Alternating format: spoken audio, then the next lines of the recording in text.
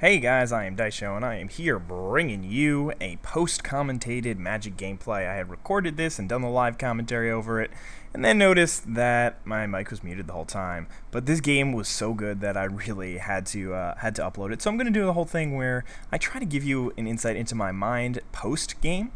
I've done this a couple of times, and I felt it to be pretty successful. I speed up the gameplay. It was actually about 15, more like 17, 18 minutes, something like that. And it was pretty long. So my original starting hand was garbage. It was like 5 lands and 2 spells, so couldn't keep that. And then my second one, it wasn't great. I really didn't love it, but I had both color lands and I had some instant spells, so I really didn't want to keep it. So right here my opponent plays the first creature, and to be honest, I don't really have much of a response to it, but luckily I draw Wee Dragonauts, and he's going to be pretty clutch, you'll see. He really helps me out later on in the game. But right now, I don't have any really response to the 3-2. He's just going to be able to swing in for 3 for a couple of turns, actually. Not just this turn, even a little bit later on in the game. And then he plays that 4-4, who is a really good card. He's the lifelink guy, and I really, with Cloudburst, you really don't want your opponents to be gaining any life. You want it to basically just slow down. You want to burn them to death really quickly. Like right here, I'm debating how quickly I can kill him right now. So right now I do the main phase Into the Royal thing on his creature because I figured I'm going to use Into the Royal anyway next turn. So may as well do it my turn, that way I can actually get the 3 damage through. I actually contemplated that later, but decided that it wasn't worth it, and hopefully I'll remember at that situation. But again, that Into the Royal, basically it just wasted his turn. All it did was he still got to swing in for 3 and hit me with the Quag Vampires. But right now I drew the Lightning Bolt, so now I'm deciding what to do, and I pretty much have decided that I kind of have to use Shock and Lightning Bolt to kill it. I wish that I had the extra mana open for Reverberate, that way I could use Reverberate and kept my Lightning Bolt, especially since Lightning Bolt is such a great card. And unfortunately, I couldn't. I had to, since I didn't draw the extra mountain. I would have needed 3 mountains to do that. But now that I think about it, I actually maybe had a better option. If I had used Shock and Thunderstrike, then I could have easily been able to. I could have shocked his 3-2 and Thunderstrike my own guy when he swung in the next turn. So then I would have been able to kill both of his creatures. So that wow, that would have been way better, because then I would still have a Lightning Bolt, and I wouldn't have the Thunderstrike, but Lightning Bolt is way better than Thunderstrike, plus I would have killed 2 of his creatures. So now, right now, I'm really not too worried. I had hoped that the game would only tap my my mountains. I mean, it would tap one of my mountains, that way I could still play Turn the Tide. Basically, the game had to... It basically decided that I wanted Reverberate mana open instead of Turn the Tide mana open.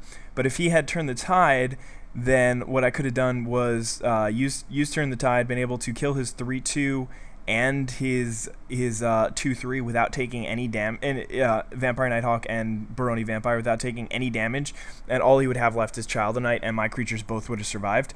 So that would have been much more beneficial for me, but rather than him still having the 3-2 alive as opposed to the 2-1, I suppose. Either way, it still didn't work out too badly since I put myself in a good position, leaving mana open for an instant, even though it wasn't really the instant that I had hoped for. But right here I figure that I'm not going to block with my 1-3 anyway. I'm going to use Into the Royal on his 4-4, and I'm going to trade out with the 3-2, finally get rid of it. I think it's done all of the damage to me at this point.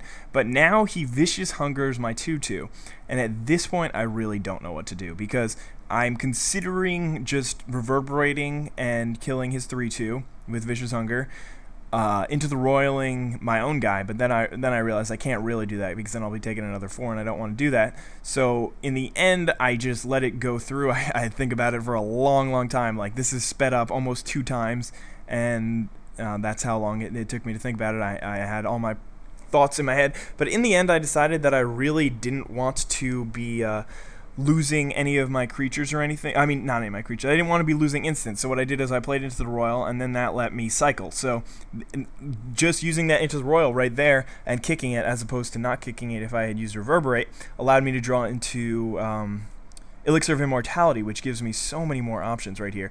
So now I'm making a bunch of calculations in my head, and I think in the end I decide not to play Windrake, and next turn I'm going to hope to use Turn the Tide. That way I will be able to either kill. At this point, I hadn't made up my decision if I wanted to block the 3-2 or the 2-2 Vampire Aristocrat, because Vampire Aristocrat, he could choose to deal the 1 damage to me, and then not have, for some reason he decides to play it first main phase, but now I'm going to play Turn the Tide, and it's really good for me. I'm debating 3-2, 2-2, so I decide to block the 2-2, and if he wants to sacrifice his other guy, then the other guy dies anyway, so...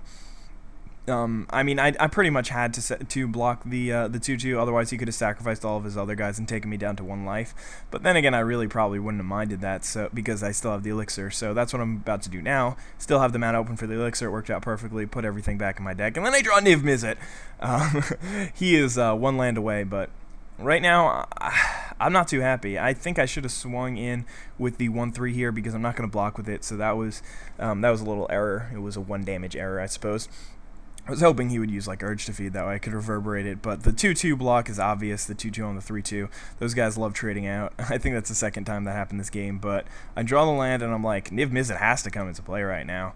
And I'm just basically like, well, I'll go and block with my 1-3 now. And then I realize I don't really have to block with the 1-3.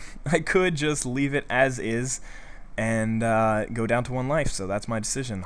I mean, like, if he has Corrupt, the game's long over, so he manages to play that bro, and I'm not too happy about that, but luckily I see that I drew Ether Trade Winds, so I don't really have to worry about dying next turn. So what I decide to do here is kill his 4-2 by using Niv-Mizzet's ability to draw another card.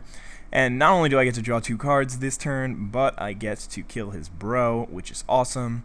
And now, obviously, since he's not even going to have a creature on the board, I swing in. And here's where I made the decision not to play Ether Trade Winds. I have decided at this point, since what I could do is I could Ether Trade Winds one guy and reverberate it. So in case he plays Miri, which is what I believe to be...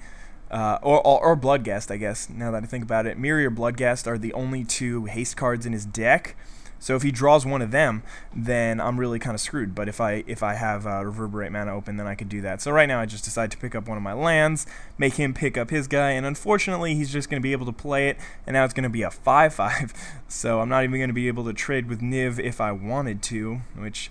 honestly, it would probably pain me too much, and right here I just have to go straight to the face. I don't have any way of killing his guy. And here, what do? I don't even remember. The game is nearing its end, but I think I just draw, and at this point I'm expecting just to block with my 1-3. But now I remember what I do. I don't even play Gelectrode. Yeah, maybe I do. I don't think I even play Gelectrode this game. But now I'm gonna play Thundermare. And then I'm just gonna. Doesn't matter about the tapping thing. I should have swung in first because I completely forgot that. To be honest, I completely forgot that Thundermare tapped all your creatures. It didn't even come into mind. I was just gonna plan on swinging in with the with Thundermare and then blocking his guy with the 1-3. Not blocking. I was going to swing in with the with Thundermare, yeah, and then blocking his 5-5 with the 1-3 next turn. But then I realized that Thundermare taps my guy, so he decides to swing in here and block, and I block, and I figure that he has to have some sort of trick because he doesn't want to lose his only creature. So it doesn't really matter to me. I mean, I actually did predict that, by the way, guys. I'm not just bullshitting you. But right now I draw the shock and I'm like, yes, I can kill his creature. All I have to do is just shock and reverberate it, and then I can swing in for a bunch. So right now here, you guys might think that it's a mistake for me not to swing in. I don't end up swinging in with Niv. I just swing in with the 5-3, take him down to 7. But I realize that I can win the game next turn no matter what. So there's really no point in me swinging in with Niv. I'd rather save him back as a blocker, just a super extra reserve blocker, just in case. And then I still get to draw the extra cards, so just in case he somehow manages to kill all my guys, then I'll be able to do something about it. So and then I get the extra blocker out there. But I'm leaving that guy open just in case. Just in case he plays a 2-2. I'm not too worried about that. I mean, I'm a little worried about that, just in case he has some sort of instant that'll help him out, but it turns out he doesn't, and I pretty much just deal the damage with Niv, and I do consider holding back to block and just killing his creature right here, because that might be a more conservative play, but I really don't. He only has 1 card in hand, and I don't think that he has enough instants in his deck to do anything about it, because I can just swing in with all my guys, and even if he kills one of them, even if he has the urge to feed, then I'm good. So that was a really, really close game. Hope you guys all enjoyed it. Have a wonderful day. Bye.